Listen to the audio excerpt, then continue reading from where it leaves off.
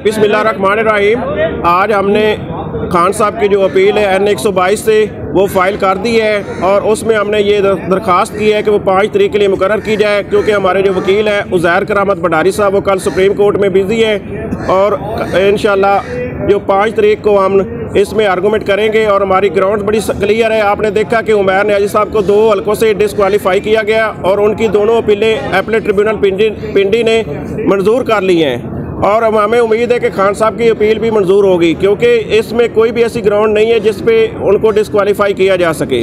और बाकी ग्राउंड जो है ना हमारे वकील साहब जो आर्गूमेंट करेंगे तो उसके दौरान बताएंगे। अच्छा, राय साहब एक बात बड़ी वाज़ेह है कि सजा याफ्ता शख्स जो है वो इलेक्शन नहीं लड़ सकता, ये कानून मौजूद है। इस पॉइंट को आप कैसे अदालत के सामने, ट्रिब्यूनल के सामने जो है वो एड्रेस करेंगे? 63(1)H की लैंग्वेज अगर आप पढ़े हैं तो उसमें है कि कन्विक्शन है और सेंटेंस है, और जो सेंटेंस है हमारी वो सस्पेंड हो चुकी है और इसमें जो मजीद है हम आर्गूमेंट के दौरान वो बताएंगे। तो मीडिया को भी बताया, मीडिया को अभी नहीं बता सकते।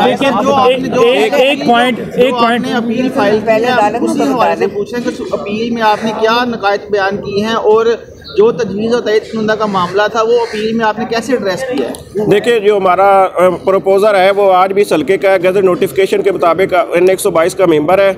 उसको बाद में इन्होंने चेंज अगर किया है तो उसको हमारे नॉलेज में नहीं है और ना ही वो हो सकता है कानून के मुताबिक। क्या आपने जो आप कह रहे हैं कि वोटर चेंज किया गया, क्या उस फैसले को कहीं आपने चैलेंज किया इलेक्शन कमीशन के? क्या वोटर उसको सुप्रीम कोर्ट ऑलरेडी सेटिस्फाइड कर चुकी है। अच्छा, पंजोता साहब डिलिमिटेशन को, पंजोता साहब आपके जो मरवा साहब है वो कहते हैं कि बढ़ गया। अब तो लग ऐसे रहा है कि जैसे तरीके इंसाफ का इलेक्शन बढ़ चुका है। नहीं जी, नहीं, इलेक्शन जो है ना तरीके इंसाफ का नहीं बढ़ चुका है नवाज शरीफ का, PDM का। जो उनको खौफ है कि हमारे उम्मीदवारों के जिस तरह रास्तागिरी देखिए, नहीं मदर पंजौता जो जैसा शरीफ बंदा है इसको डिस्क्वालीफाई कर दिया, ऐसी ग्राउंडों पे इनकी अपील भी मंजूर हो जाएगी। जाहिर की इससे ली थी गाड़ी। देखिए, बात ये है जो आप मेरे भाई से सवाल किया, थोड़ा सा मैं उसके अंदर ऐड करना चाहूँगा। वो ये है कि अगर नवाज शरीफ साहब के पेपर एक्सेप्ट किए जाते हैं, हालांकि वो इस वक्त ताहयात नायल है, सुप्रीम कोर्ट ने उनकी देखिए एतराज़ जो है जहाँ पर दायर किए हैं, आप समझते हैं कि उसके ऊपर फैसला हमारे हक़ में हुआ है। मैंने मरीम नवाज साहबा के हवाले से जो दरख्वास्त दी थी उसमें ये एतराज़ लगाया था, लेकिन वो दरख्वास्त खारिज कर दी गई और मेरे ऊपर एतराज़ लगाया गया कि इन्होंने गाड़ियों के हवाले से तफसील जो है वो नहीं दी। दूसरे नंबर पर बात यह है जो आपने सवाल किया उसको मैं इख्तिताम दूँ और फिर आपसे इजाज़त चाहूँगा कि इमरान खान साहब के जो पेपर्स हैं उसी बुनियाद के ऊपर रिजेक्ट किया गया ना कि ये सज़ा याफ्ता हैं और सज़ा तो सस्पेंड होगी, कन्विक्शन नो डाउट बाकी है, जो ताहयात नाइली है वो अभी बाकी है, वो अभी ख़त्म नहीं हुई और किसी और केस में उसका नोटिस लेकर उसके ऊपर उसको एल करने के लिए जो इमरान खान साहब ने ये कहा था कि लंदन एग्रीमेंट ये हुआ है, वो यही था कि बाहर एक प्लान बन रहा है कि इसको लाया जाएगा, मुझे अंदर डाला जाएगा, PTI के ऊपर क्रैकडाउन किया जाएगा और इस बादशाह साहब सलामत को उस मनसब के ऊपर बिठाने के लिए हर हरबा किया जाएगा। आप देख लें कि इमरान खान साहब की नायली वाली दरख्वास्त जो है वो क्यों नहीं फिक्स हो रही, उसके ऊपर क्यों नहीं फैसला आ रहा। इमरान खान साहब की नायली वाली दरख्वास्त पे फैसला आए और खान साहब की नायली ख़त्म की जाए, ये इस्लामाबाद हाई कोर्ट ने भी कहा, बल्कि सुप्रीम कोर्ट ने भी कहा कि आप किसी को इस बुनियाद के ऊपर कि एक माइनर मुकदमा है, ये बेल जो कि उसके अंदर जो है ऑफेंस लगाए गए हैं, सेक्शन जो 5 लगाया गया था साइफर केस के अंदर, वो जो सेक्शन 5 है उसका इतलाक़ ही नहीं होता कि किसी और मुल्क को फ़ायदा ही नहीं पहुँचा, तो उस बुनियाद के ऊपर आप इमरान खान को जेल में नहीं रख सकते। इसी बुनियाद के ऊपर उनकी बेल एक्सेप्ट हुई थी और अगर इसी बुनियाद के ऊपर कि इमरान खान साहब को नायल रखा जाए और वो इलेक्शन में हिस्सा ना ले सकें और दूसरी तरफ किसी और केस में नवाज शरीफ को सहूलत देने के लिए वो केस टेकअप किया जाए, तो मैं ये समझता हूँ कि ये इंसाफ का दौरान निज़ाम है और इमरान खान साहब की डिस्क्वालिफिकेशन वाला मामला ख़त्म हो, उनको हिस्सा मिलना चाहिए और यहाँ पर जो दरखास्तें हैं वो एक्सेप्ट होनी चाहिए। इंशाल्लाह आपको राय साहब ने बताया कि दौरान आर्गूमेंट सारी तफसीलात दी जाएंगी और हम उम्मीद रखते हैं, अदालतों के पास इसलिए आते हैं कि हमें उम्मीद होती है कि वो इंसाफ फराम करें और इस कौम को इंसाफ फराम किया जाएगा। ये जमहूरियत के ऊपर हमला है और जमहूरियत के ऊपर ये हमले बंद किए जाएँ।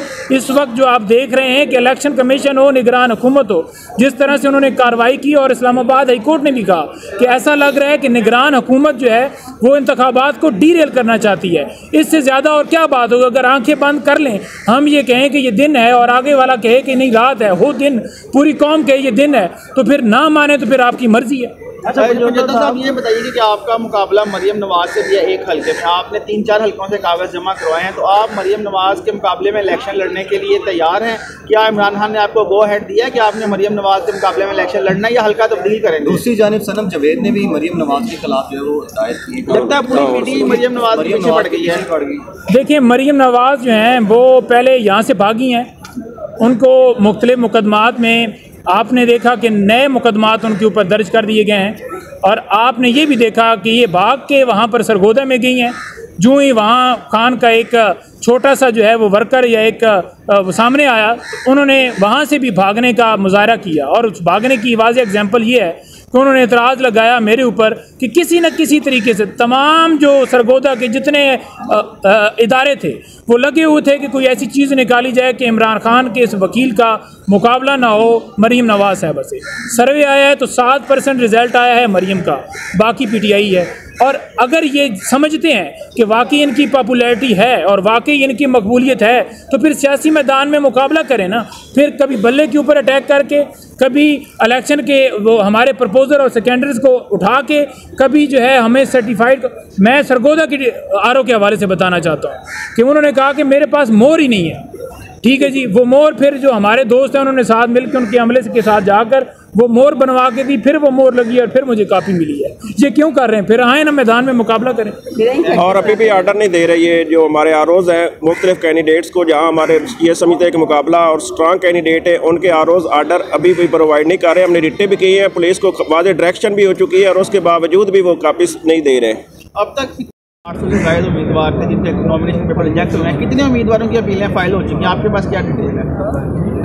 डिटेल भी इकट्ठी की जा रही है, मुख्तलिफ शहरों में हो रही है, और आज लास्ट डेट है, इंशाल्लाह फाइनल शाम तक हो जाएगा।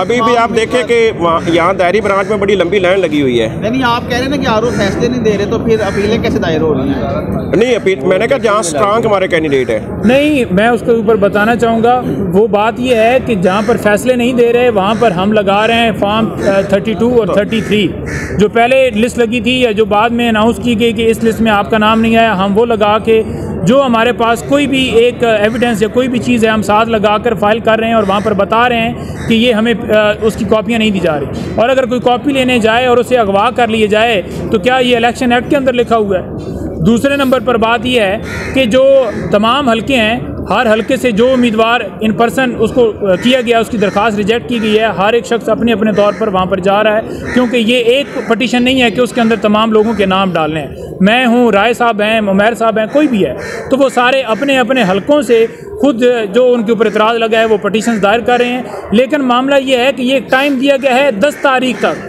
और मैं ये समझता हूँ कि अगर 3 दिन थे ये दरख्वास्तें दायर करने के हवाले से, तो 3 दिन के अंदर ही इनके ऊपर फैसला होना चाहिए था। 3 दिन के अंदर फैसला इसलिए होना चाहिए था कि पहले ये लेट किया गया। आपको पता है कि बल्ले के निशान के ऊपर जो मामला उठाया गया कि लोगों के अंदर ऐसी लहर पैदा हो और वो ये समझें कि पता नहीं बल्ले का निशान मिलेगा या नहीं मिलेगा, खान साहब को डिस्क्वालीफाई किया है, वो पता नहीं आएंगे या नहीं आएंगे, पता नहीं इनको उम्मीदवार होंगे या नहीं होंगे। अभी भी PMLN जब बाकी सारी जमातें कैंपेन हल्कों में कर रही हैं, उनके कोई कागजात नामजदगी मुस्तरद नहीं है। हमें 10 तारीख तक लटकाया गया है ताकि लोग जो हैं उस वक्त तक यही रहें कि पता नहीं कौन हमारा उम्मीदवार आएगा। आप देखें कि 1 महीना टाइम रह गया है और इस वक्त तक हमारे उम्मीदवारों के हवाले से अदालतों में मामला पेंडिंग है, क्लियर ही नहीं हो रहा, और वो इतराज़ लगाए गए हैं जो किसी PMLN के एक बंदे के ऊपर नहीं लगाए गए। मैं ये समझता हूँ कि फ़ौरन अभी अदालतों के पास अगर 10 तारीख के लिए टाइम है तो ये 1-2 दिन के अंदर अंदर फैसला करें ताकि इस कौम को इंसाफ मिल सके।